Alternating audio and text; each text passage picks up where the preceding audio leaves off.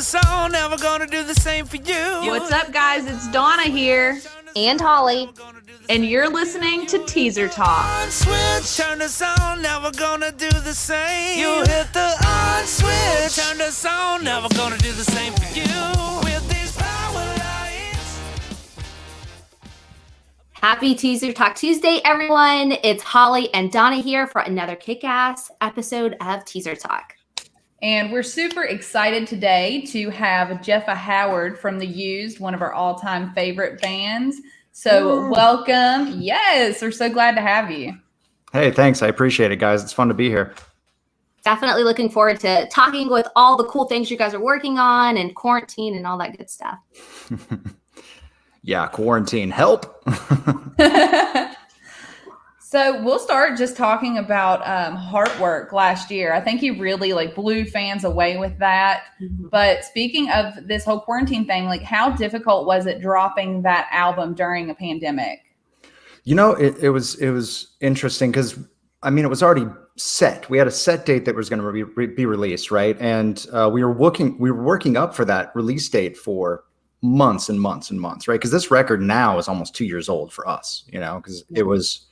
God, I can't even remember. I think Blow Me and Paradise Lost are 2 years old, So we've been working on this record, back in the day, and we had so much preparation going into releasing it this certain time. And then, pandemic later, all of a sudden we're like, well, fuck, we can't tour on it, So we're just waiting. And everybody, obviously news didn't know what was going on. Everybody was kind of in a frenzy. Some people kind of got the idea what's going on, but we were hopeful, which is really stupid to think back. But we're like, well, maybe it'll be all right. Maybe we could play some of these tours, and then tours, everybody worldwide, tours just keep getting pushed back, a month later, 2 months later, 3 months later, a year later, And so I'm kind of skipping around, but I think you're seeing where I'm going. Having this record and working on it and being so prepared and so excited about it and having so much momentum going for this one release date, it's kind of like, you know what?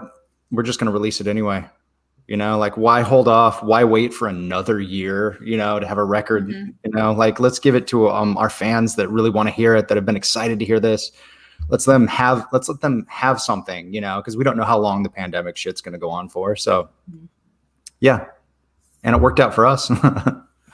Yeah, it was really cool though too, because you guys incorporate on Lighthouse, the music video, kind of making it relatable, because I feel like during pandemic, people were kind of trying to act like it wasn't happening, or you saw a lot of TV stuff that was now you see masks and stuff being worn because it's normal, but totally. Yeah, I feel like you guys kind of was pulling things out of relevant, and it was pretty awesome music video that you guys pulled together for Lighthouse. Awesome. Yeah, it was. That's interesting that you point that out, because it was really tough for us, For one, none of us live anywhere close to each other. We're so spread out that we couldn't even drive, because Bert lives in Australia. I live in Hawaii. One dude Joey lives in California, and then Dan lives in Utah. So we're so spread out that there's no way that we could have met up during the middle of this, And that was kind of the best thing we could do is, hey, why don't we get our fans that are actually working on the front line and seeing what's really going on, instead of listening to the one side of the news that's telling us, no, it's fine. Everything's going to be all right. You guys don't have to worry about it. And then the other side of the news being like,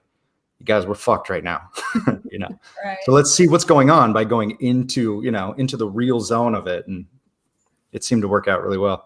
It did. That's awesome. Well, I love all the collaboration you guys did on that album. I mean, you had the guys from Blink-182, like Mark and Travis Barker, and then also Jason Butler. So who, that's just a few to mention the collaborations you guys had on the album. Who's someone that you guys haven't collaborated with that you're either looking forward to or it's on your bucket list to work with? It's tough. There's so many good artists out there. There's so many good musicians. I mean, we've wanted to work with Jason for a while too, because we've known him from Let Live and whatnot. And Fever's incredible, right? Mm-hmm. And so we've toured with him forever, and he's such a positive and he's an awesome influence, that dude. I don't know if you guys have ever met him or talked to him.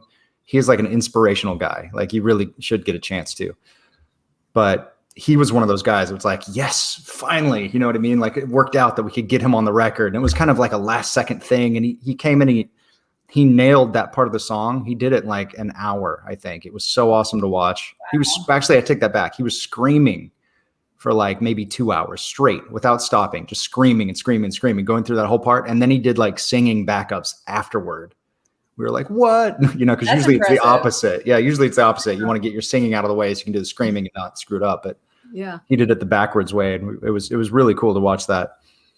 And yeah, it was cool. I'm kind of just picking people that we did work with on this record, but being able to put bass to something that Travis did was really fun. That was actually one of my favorite. Obvious Blase was one of my favorite bass tones on the whole record, and it was fun for me because it kind of had a different, almost like an upbeat funk kind of groove to it. So it was really fun for me to be able to, because that's kind of like my backbone of where I grew up. Like that's in my, I'm not like a big funk player, but I would like to be. That's my backbone, So being able to play something like that for a used record was so much fun for me, and obviously having Mark come down and kind of just shoot the shit and do, we've kind of, we've known these dudes. I wouldn't say like friends, or anything, but we've known these dudes for like, God, man, one of the first tours we went on back in the day. I mean, we toured with Blink back in the day. We toured with Boxcar Racer. We toured with Plus 44. We toured with like a lot of their side project bands, so we've kind of known them and we've been acquaintances for like years now. So to be able to sit down and do something together is overdue. It was really cool. And also, I'm forgetting his name right now, Caleb from Beartooth. Having him come out and scream on The Lottery, that interesting. I'm kind of ranting and I hope it's all right, you guys, but Absolutely. Okay. So the Lottery originally, I don't mean this anything against Caleb, because Caleb was perfect. He's the best person that we could have got to sing on that. But originally we didn't have him planned to sing on it. We were trying to get a guy from a different band, and we weren't really thinking about Caleb. And I again, like I'm saying, I don't mean that mean. It wasn't in our radar at the time, Mm-hmm.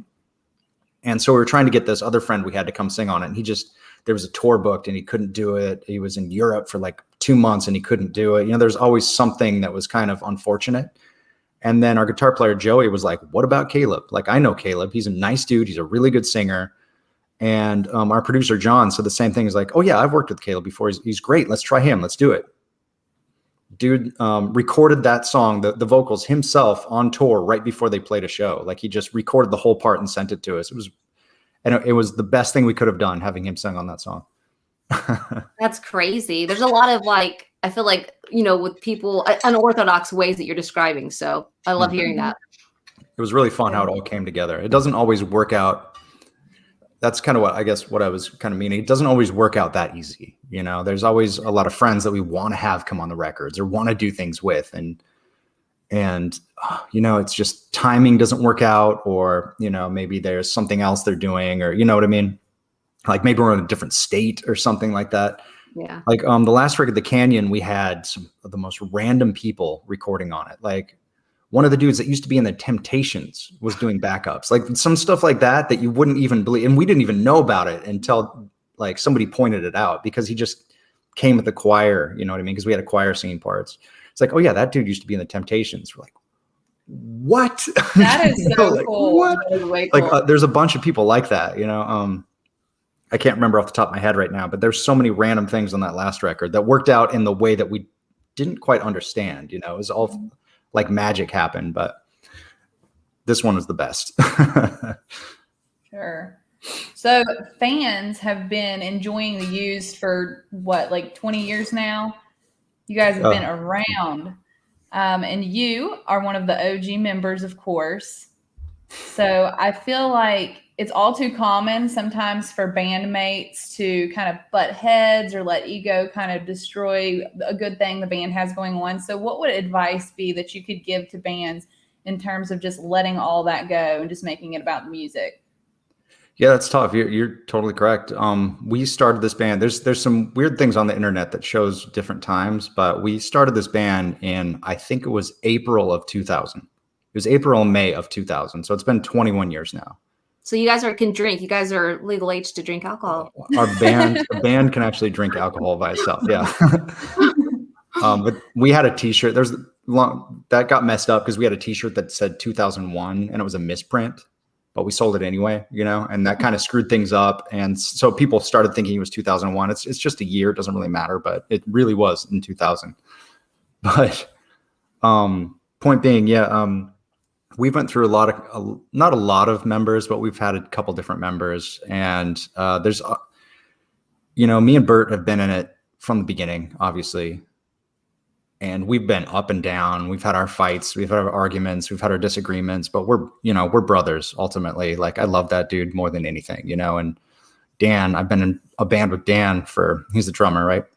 For 16 or 17 years now. He's been in the band longer than the original drummer was, times 3 probably now. So it's really interesting.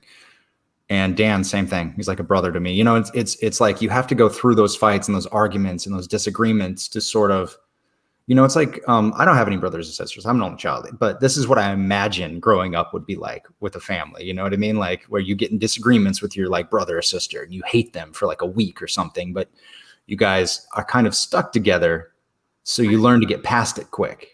You know what I mean? And tell me if I'm wrong, because this is me coming out from an outside opinion, judging it and trying to guess. But, you know, you fight your battles in order to grow stronger together. And sometimes those battles eat up at people, you know, and they can't get past those battles, you know, and that's kind of sad, you know, because if you could just learn to understand where those battles are coming from and those fights are coming from and the problems are coming from, you know, like go into the roots and try to understand where the problem is, you know.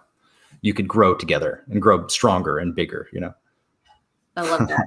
I think you're spot on with it too. And I just know, like, we all know of a band that's had, you know, so much potential or was at the peak of their success, and then they unfortunately allowed ego or pride to kind of separate everybody. So that was fantastic advice. And yeah, appreciate you diving into that a little bit. So, you know, no worries.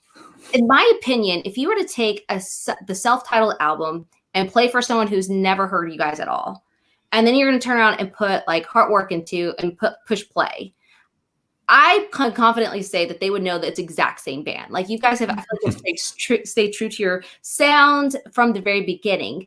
And a lot of bands, you know, we kind of see maybe it's an evolution, I don't know, but like you from the very beginning to the very end, they sound completely different. How have you guys accomplished staying true to your sound?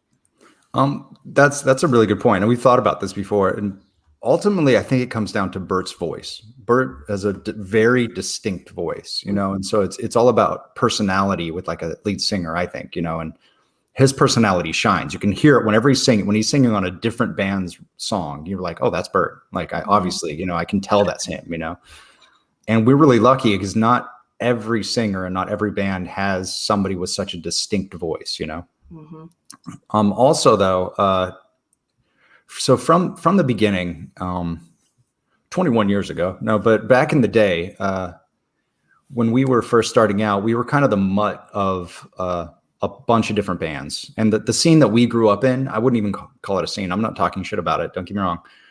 But I'm just saying it was like we were playing at these venues that got even before the Used. We were in all these other bands that kind of mudded together to make the Used. But we were playing at venues that like a hardcore band would be playing with a ska band, which would be playing with like a pop punk band. And that would be the bill. It'd be those 3 bands like that have nothing in common. And there's no, you know, genres completely all over the place. They'd be playing together because that was the only bands there, you know, like you didn't have like 5 hardcore bands that could play together at that time. You know, you had 1. So I think from that and from all of us being all over the place, even our music tastes, as each person in the band has wild music tastes. We're kind of all over the place, but we kind of dabble a little bit into each, you know, others kind of music. So that being a part of us growing up. And also I'm ranting. I always rant. I'm sorry, guys. That's all right. Okay. We like it. Keep ranting. Sometimes I just keep talking. It's like, shut up and get your point.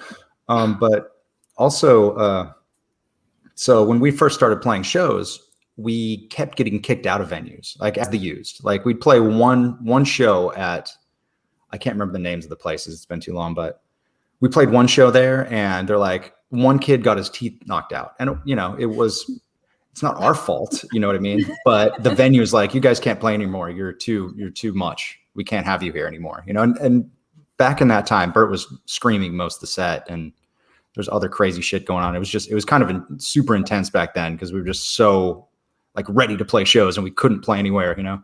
And then we played another show and a kid broke his legs because he was doing something stupid and they blamed it on us, like it just kept going on. So we stopped playing shows. We just started because we couldn't. All the venues kicked us out pretty much, and we didn't have a car. So we were just kind of stuck at like borrowing van, and stuff like that. But we started just kind of honing it in and playing, just jamming together and writing together and just kind of trying to see our music tastes kind of merge together, I hope that answered your question. Yeah, absolutely. Okay. Kind of reminds me of our scene in West Virginia at the Brick House. We had like this little bitty, it's called the Brick House, this little bitty, big open area where it would be like hardcore. Then you have like you said, emo or whatever. It was a very eclectic taste playing those shows. So we could definitely relate to that. That's awesome. Oh, yeah. So let's talk more about kind of advice you could give other bands. You see a lot of bands kind of make it and then they kind of lose their drive, kind of the grit behind why they're doing what they're doing. What do you think has kept you guys going and really kept that drive going? We really enjoy being around each other as a band. I don't know a lot of bands that feel that way, but when we show up, it's like, what's going on? Like everybody's hugging and like, oh God, what's going on? Like we're chatting for a while and we love like jamming together. Cause pretty much, I don't know if you guys have come to a U show, but if you pay close attention to us on stage playing, half the time we're like laughing or we're like teasing each other or we're like making jokes together about something, like, and when somebody fucks up, we'll all laugh at it, and some people take it so serious. And when someone fucks up, it's bad. You screwed up, and we've had those shows where it's like, oh, that was a bad mistake. That was really bad, but the fun part is those bad mistakes, when you learn how to come out of those mistakes and turn it around and still make it a good show. For me, that's where all the practice comes in. That's where all like the talent's not the right word. What am I trying to say here? Like you're rehearsing these shows and you're playing these things over and over again, not to make sure you don't make the mistakes. It's because the mistakes are going to happen no matter what, because we're human, and no matter what we do is filled with mistakes. Some of us more than others, but those mistakes, to come out of those is the practicing part, to try to turn it around and still make it a good show and still have fun. And that's kind of what we thrive in, is almost those mistakes sometimes, I think we watched you guys in Dallas and I'm pretty sure Bert threw a water bottle at you. Probably. I probably screwed up. I probably slipped, or he probably just threw it for the hell of it, like, yeah, there's been so many things that have happened on stage where like we'll be dying laughing on stage, we'll even like pause part of a song because we'll be laughing too hard. It's happened before, or Bert will just change words of a song to something that's like an inside joke, so our crew will be laughing. Like it's happened because the way that we tour too, our crew is family. Our crew is treated as equal as we are. And we kind of all hone in together, like each show, we couldn't play those shows without our crew. It's because it's that they're trying to do the same thing we are, is put on a good show for everyone. And they're putting as much effort as we are into it. So I love it. Yeah. And we went to, we've seen you guys several times, but at the Dallas one, I think it was like an anniversary, like 15-year anniversary, something like that. And, I will say this: you guys do such a fantastic job, because like we felt like we were like 15 again. We definitely weren't. But like, yeah, that's great.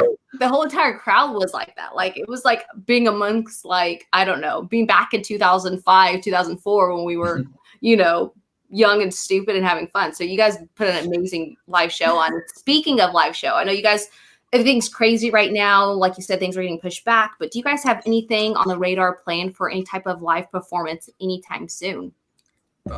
As far as I've heard, is September for us, but that's a maybe, like I'm saying again, September is the, September is the hope. And it just matters on, obviously political / people trying to get shit done. Right. And we'll see, fingers are crossed though, because I got to get on tour soon. Yes. So hopefully we can see that soon. I'm really looking forward to you guys being able to tour again soon. Outside of that, is there anything else in 2021 that you guys have planned? Let's see. We have, let me go through a couple things. Let's see. We in 2020, 2021, the end of it and the beginning of this, I did bass on a song for me and Bert did a Rage Against the Machine cover with two of the guys from Sum 41, which is out already. That was fun because we've known the drummer from Sum 41 for like 20 years, like maybe longer actually. He went on one of the first tours we ever did. Like we've known him forever.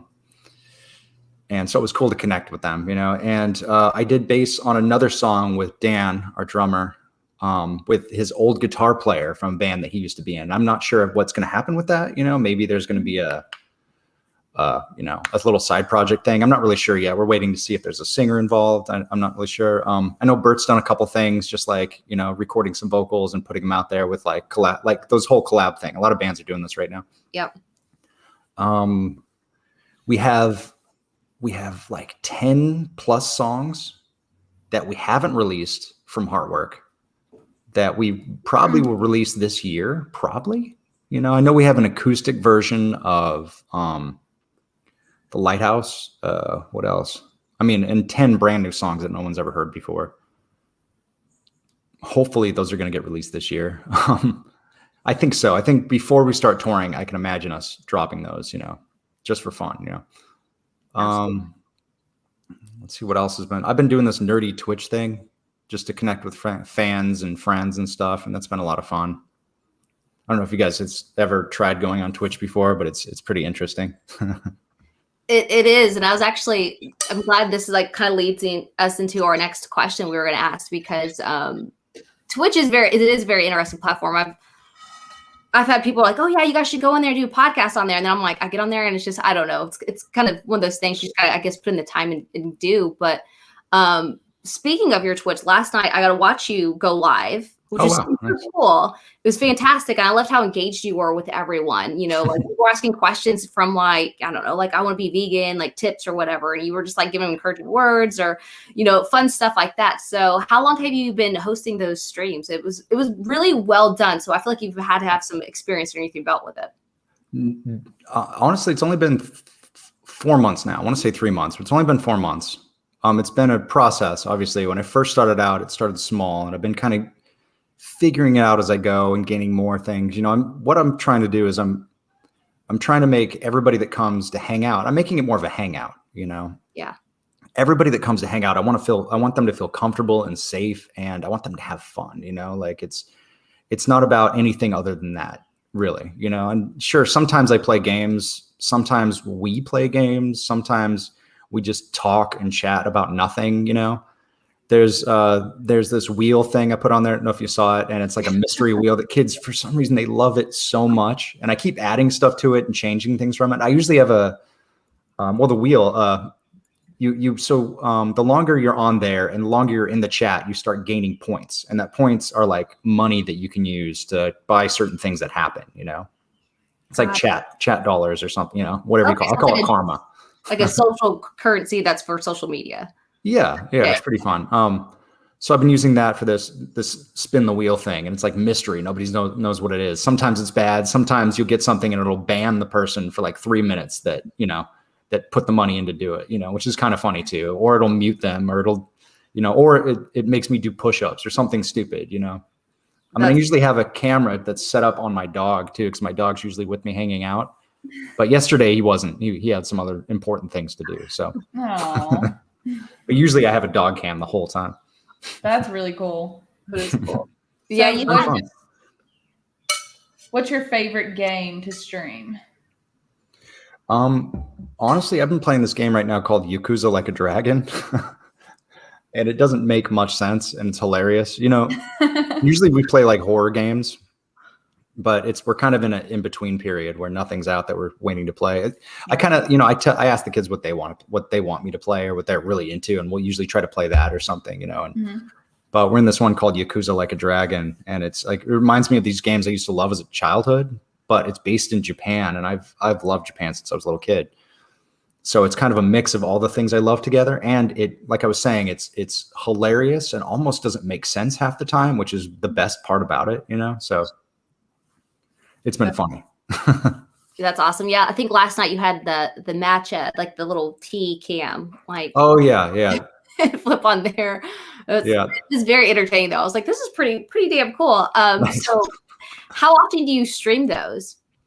Lately it's been it's going to change in the future, obviously, because of touring will change it all, and there's other factors that might change it up. But I do it 4 times a week, like Mondays, Wednesdays, Fridays, and Saturdays. And time zones are confusing because, you know, obviously everybody lives all over. And when I stream Mondays and Wednesdays, for me, it's 9 a.m. right? But for California, it's noon, you know, so, or whatever, West Coast time. Pacific Standard Time is noon, you know, so that gets confusing if you live in like Europe or something, you know. And when I do it Friday and Saturday, it's usually people from like, I do that one at, let's see, my time, 6 p.m. So that's 9 p.m. Pacific Standard Time. So, it's confusing, right? I'm glad you can keep up with that because I cannot. No. Yeah, so I can tell the difference in fans and people because the early ones, it's usually people from the U.S. usually, you know, but some kind of dabble around. Brazil too, actually. But when I do the nighttime ones, it's people from the Philippines, people from Europe, people from Indonesia, like, you know what I mean? Like Australia always. Australia's nighttime because the day ones are it's flip times, you know, so. It's fun, so I get to connect. Yeah. Yeah, I was gonna say it's a cool way to connect. I mean, like, I think it's awesome, kind of like allow that space for fans and friends and family, whoever, to kind of connect with you on that kind of level. Is awesome. Yeah, it's a lot of fun. You guys should definitely get into it. Do this on there. It would be a lot of fun, I'm sure. We should definitely try it. I'm game. Donna, you? Yeah, we down. We down.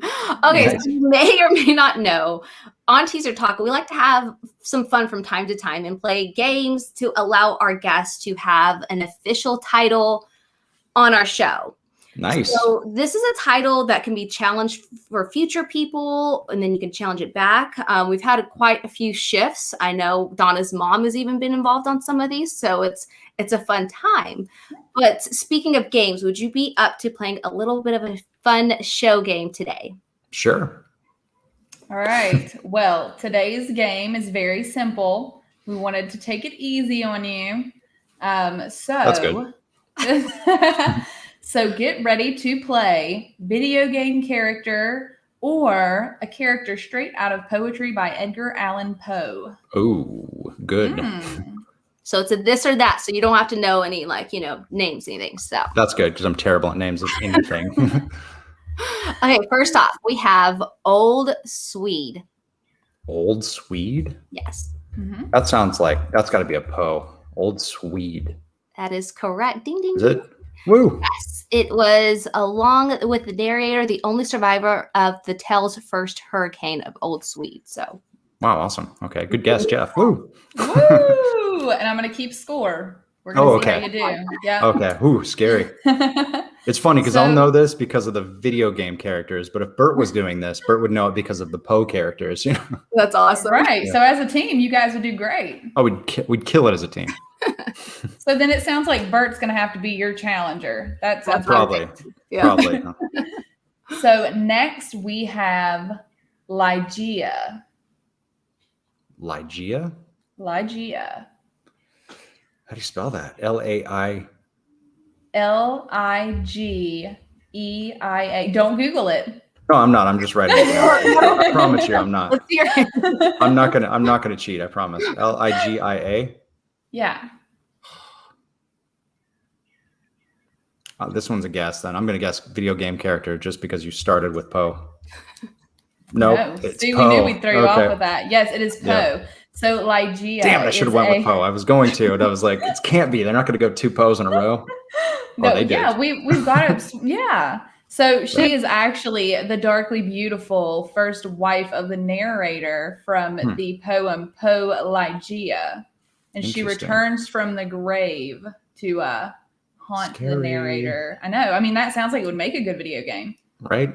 Ligeia. What a cool name, too. Scary name. Right. What's your name, Ligeia? Ooh. No. No thanks. Nope. And there's a good chance that these might all be Poe. And then that's like, all right. Just that would make it easy. Okay, next up is Spanky. Okay, that's got to be a video game one there. Spanky? Yeah, we That can't definitely. be. I feel like it is. It is a video game. We don't want to like make it super duper hard. We want to at least make sure you had one. So that was I get it. That was it. your pass. But Spanky. Actually, no, that is a Poe one. That's from. That's the crow's name in. Yeah, little do people know the crow's name was Spanky. Yeah, there you go.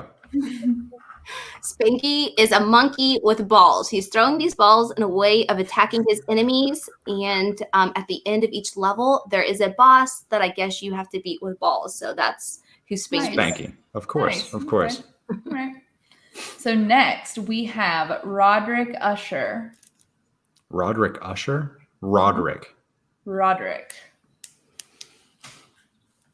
That could either be, so it could be Poe because Roderick's a weird name. But it also sounds like it would be some kind of role-playing game name. Just because it's the full name, Roderick Usher. It's a very formal, yeah. Formal. Yeah. Damn. Damn. Roderick. Let's go with video game on that one too. It was Poe, huh? Fuck. It's Poe. See, that was my first guess again, and I change it every time because I'm like, no. So Roderick Poe is from the fall of the House of Usher, and he is the owner owner of the mansion and last male in the Usher line. So he's a pretty important guy in Jeff. whose world. Should have known that. I don't read you have time Poe, to so that's not a redeem problem. yourself. Yeah. Okay, there's still time. Okay. We can redeem yourself for sure. The next is Tiny Tina.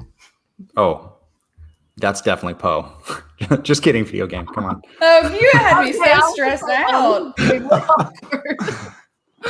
You're right. It is video game. She is a bomb expert with a bit of tragic trauma past. It's no wonder why that when you meet her in the video game, one of the first things she does is to torture and kill the man who kidnapped her and her deceased family. So Nice. she's kind of a badass. Tiny Tina, of course. So next we have George Woodman. George Woodman. Yes. Okay, that's got to be Poe then. That's more of a normal name. No, am I fucking up Jeff. every single one? Jeff. Really? So, yes, this is a video game, a character from Deadly Premonition. Have you ever played it? Oh, I haven't played it, but I know that game. Yes. God, So man. he actually transforms fucking this shit into he transforms into a gigantic demon. Yeah, I haven't played any yeah. of the Deadly Premonition. I should have, though. Damn, George Woodman. I'm looking a picture of him up. I'm going to try to look a picture of him up. What a cool, oh man, Deadly Premonition. There it comes up right there. God, should have known that. I'm good at losing, so this is perfect. That's fine. That's good. As long as you have fun in the process of losing, it's all good. Oh man, look at that. Okay. Okay, feeling good. Feeling good. Coming back from it. Yeah. Come on, you got this next one. William Wilson. William Wilson. Yeah. Does he go by Bill usually? Bill Wilson? Okay. Well, fuck, man. William Wilson. Video game. Oh my gosh, no. Really? Oh yeah, it's a Poe. So he's the narrator. How is Bill Wilson? So it's the poem William Wilson. So he's the narrator. Oh, okay. Murders his double, also named William Wilson. So first, William Wilson suffers from a split personality, and it takes a figment of his imagination and gives it a little bit of a physical shape. So. Bert was gonna be so mad at me if I tell him I mess all these up. We should have given you a phone a friend so you could call Bert. And I call him every time. oh man, Help! help! All right. So next we have Lady Rowena of Tremaine. Lady Mowena Rowena. of Tremaine. Tremaine. Please tell me this is Poe. This is Poe. Okay. This is Poe. This is from The Pit and the Pendulum. And she's the leader of the French army. Okay. What's been screwing me up is I've been playing this last night I played the new Resident Evil game, and they've got the names are all similar to this, like Lady, well, I can't even pronounce her name. Lady Demasque. I can't even pronounce it.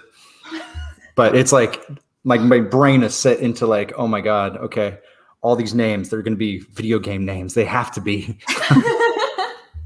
you know? And then William Wilson, I thought was from this other game. That seems like such a Red common Dead. name. Like, yeah. I thought it was like a Western name for this, but nope. Like with a mustache. Bill with a mustache. That's what I was thinking. Okay, so I so got 1 point. Yes. No, 2 points. I just got that one. No, you've got 4. Ooh. Yeah. Point rich. okay, let's redeem ourselves. Next up is General LaSalle. General Saul? Yeah, LaSalle. LaSalle. LASAL. General LaSalle. Fuck, man. So what's tough here is that General, you know, I relate everything to a game here. You know, I want it to be a game. I don't think it is, though. General, you know, because I picture like, you know, oh, fuck, man. Go with your General gut. What are you feeling? LaSalle. I'm feeling Poe, but I think it's video game. Is that your final answer, Poe? What's your final answer? Let's do Poe. Ding, ding, ding. That is okay. correct. Yes. So we actually, this one was actually the French leader of the Pit and the Pendulum. I think the other one was the second wife of Lucio. Oh, that's Look, okay. yeah, At least he got them both right. Yeah. The reason I was thinking, you know, it's like General, I'm thinking, oh man, I'm trying to picture Poe era, and I'm trying to picture who would be coming over to his house or what he would be writing about, you know. You're really putting some big thought into this. I'm impressed. Yeah, I don't want to lose. No, I don't mind losing. I'm good at losing. So. So you're not doing too bad. I think there's 11, and you've got 5 points right now. That's Okay. not too bad. Yeah. So you want more to win, right? Yeah. Yeah. So next we have Don Palo. Don Palo? Yes. That's got to be a video game. Yes. Don Palo. Yeah. Okay. That sounds really familiar. He is a villain from the game Professor Layton. Oh, okay. Yeah. Yeah. I've had that. Yeah. Okay. Professor Layton and the Curious Village. And Yes, he I remember disguises that. himself as Inspecto. Inspecto. Oh, of course. Yeah. Okay, so let's go ahead and end this on a winning note. Last one is Prince Prospero. Prince Prospero? Yes. I want to say video game, but only because I'm thinking Prince of Persia, but Prince Prospero. Let's see. Prospero. Prospero. Prince Prospero. God, let's do video game because I said it first, but no, hold up. Let's go against my gut and let's say Poe then. Poe. Ding, ding, ding. Good job. It is Poe. Okay. It is. So you got 7 out of 11. Winner. Yeah, that's not too bad. Not too bad. That is. You are the official new title holder of Am I? Ooh. Talk Playground or video game characters. So congratulations. Yes. Thank you. I get a trophy. I get a cup. Yeah. A cup of matcha, Badge, maybe. crown, whatever. Yeah. You get Nice. a braid. We're gonna name Perfect. it you. There's gonna be a statue, I'm sure, somewhere. I'm sure somewhere. Yeah. Small, but it'd still be a statue, you know, like about that big, maybe. Oh, that's awesome. Well, Jepha, thank you so much for taking the time to sit down, talk with us, be a little goofy with us, and play our game. And we appreciate you, just being real. And we look forward to actually seeing you guys, hopefully in September at a live show. And for everyone listening in, what's going to be the best way for them to keep up with you on your streaming and also tour news and all that good stuff that you guys are working on?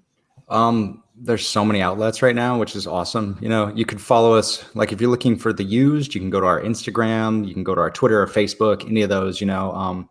The Instagram I know is updated, I think daily. So that one's pretty solid to go on to.